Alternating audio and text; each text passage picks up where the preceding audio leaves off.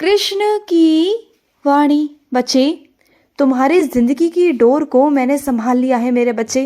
तुम बिल्कुल चिंता मत करना, तुम्हारे जिंदगी की डोर मेरे हाथ में है। सब कुछ मैं संभालूंगा, सब कुछ मैं देखूंगा। तुम्हें कुछ नहीं करना, किसी बात की चिंता नहीं करनी, सब कुछ मैं देख लूंगा। और सुनो, अभी हाल ही में तुम्हारा कोई काम अटक गया है मेरे बच्चे, बहुत बड़ा काम कोई ऐसा है जो अटक गया है, सिर्फ छोटी सी एक गलती की वजह से। लेकिन चिंता मत करना, वो गलती तुमसे हुई है मुझे पता है, लेकिन उस गलती को मैं सुधार दूंगा और वो काम जो रुका हुआ है वो काम भी हो जाएगा। तुम बिल्कुल चिंता मत करना मेरे बच्चे। और कुछ मेरे बच्चे ऐसे हैं जो अंधविश्वास में इधर से उधर भटक रहे हैं। उनका कोई काम ऐसा है जो नहीं हो पा रहा है, जिस वजह से ना वो दर दर भटक रहे हैं। अब तो ये नौबत आ गई है कि वो अंधविश्वास की तरफ चले गए हैं, एक ऐसे अंधविश्वास की तरफ जहाँ से निकलना बहुत मुश्किल है।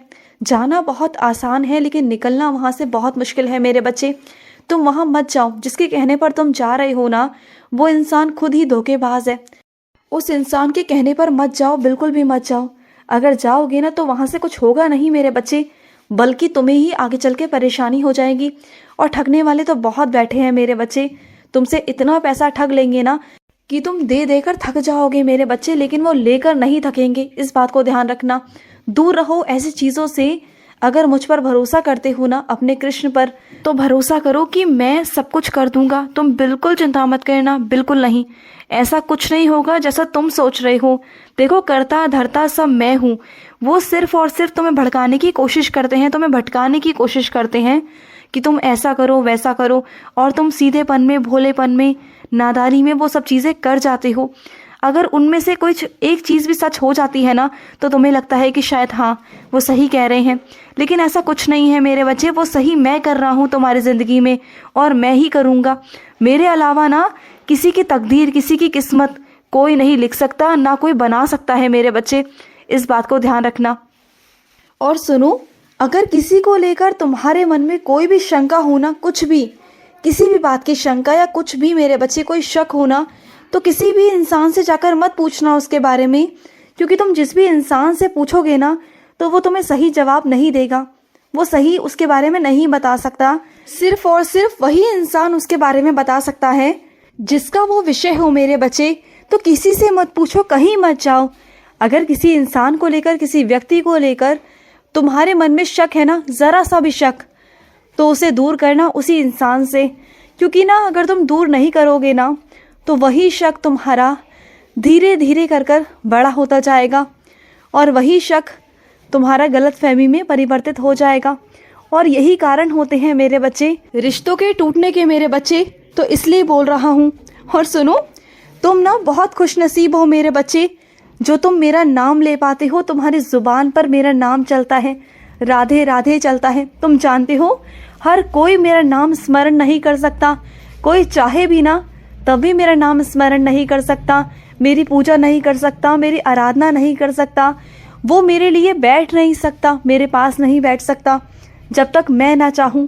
क्योंकि ऐसे कई लोग हैं जिनके कानों तक तो मेरा नाम पहुँच ही नहीं पाता मेरे बच्चे, और कुछ ऐसे लोग हैं जिनके कानों तक मेरा नाम पहुँच जाता है, लेकिन वो चाह कर भी मेरा नाम स्मरण नहीं कर पाते, मेरी बंदगी नहीं कर पाते, मेरी आराधना नहीं कर पाते। और फिर मेरे कुछ ऐसे बच्चे हैं जो मेरी आराधना कर पाते हैं, मेरा नाम ले पाते हैं, जो खुश नसीब होते हैं, जिनकी किस्मत में मैंने आशीर्वाद लिखा होता है, जिनकी किस्मत को मैंने चमकाया होता है। वो ये अभी सोच रहे होते हैं ना कि उनके साथ कितना कुछ घटित हो रहा है, कितना उनके जीवन में दुख है। तो सुनो मेरे बच्चे, जो बच्चे मेरा नाम नहीं जाप करते ना, उनके दुख में और तुम्हारे दुख में फ़र्क है। उनका दुख ऐसा दुख है जो उनके कर्मों के हिसाब से ही उन्हें मिलता जाएगा। वो जैसे जैसे अपने कर्म करेंगे ना, वैसे वैसे उन्हें ये सब कुछ मिलता जाएगा। सब कुछ उनके जीवन में जो भी घटित होगा वो सब उनके दुखों का कारण होगा, सब कुछ।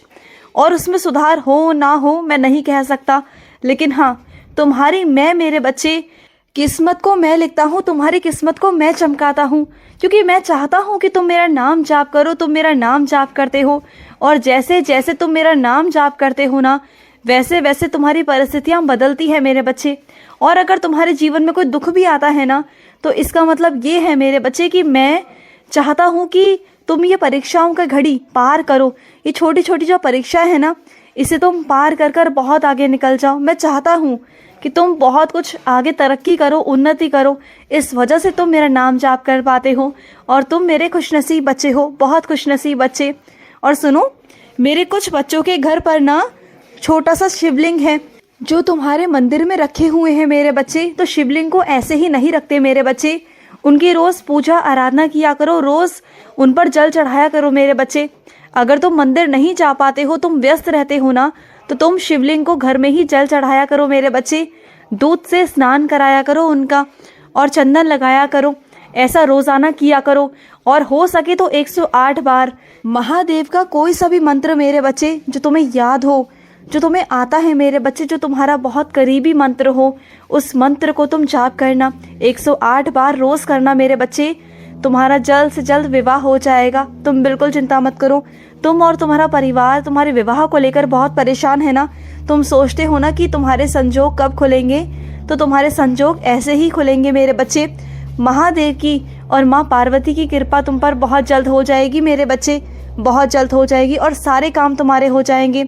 जितने भी विघ्न आ रहे हैं ना तुम्हारी कुंडली में, राशियों में, सब हट जाएंगे।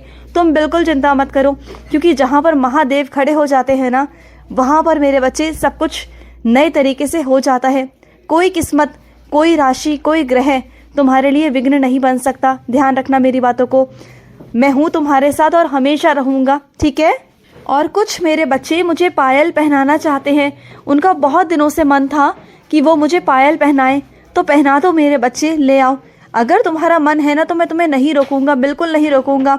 आने वाली संक्रांत पर मेरे बच्चे तुम मेरे लिए पायल लेकर आना और तब तुम मुझे पायल पहनाना मेरे बच्चे।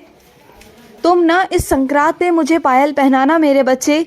राधे माँ और मैं बहुत बहुत खुश होंगे मेरे बच्चे, बहुत खुश होंगे। और सिर्फ मैं पायल पहनूंगा नहीं, पहनकर तुम्हें अपनी अनुभूति भी दूंगा मेरे बच्चे। जब तुम्हारे घर में छन छन की आवाज़ आएगी ना, तो समझ जाना कि तुम्हारा कृष्ण तुम्हारे घर में प्रवेश कर चुका है मेरे बच्चे।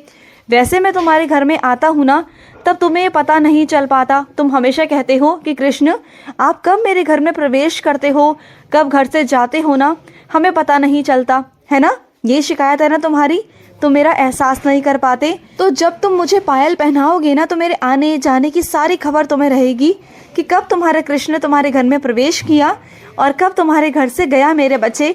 तुम्हें सब पता चलता रहेगा। और सुनो मेरे बच्चे, अभी परिस्थिति ऐसी है मेरे बच्चे कि तुम अभी ना कुछ भी कर नहीं सकते। तुम करोगे तो परेशान हो जाओगे। अभी माहौल गर्म है और गरम गरम माहौल में ना मेरे बच्चे कोई भी बातचीत नहीं की जाती जब तक माहौल ठंडा ना हो जाए, जब तक सबका गुस्सा शांत ना हो जाए मेरे बच्चे। ये परिस्थिति ऐसी है शांत रहने वाली, तो अभी बिल्कुल मौन हो जाओ, बिल्कुल मौन। जब सामने वाला भी गुस्सा ठंडा हो जाएगा, तुम्हारा भी गुस्सा ठंडा हो जाएगा ना, उसके बाद बातचीत करना मेरे बच्चे।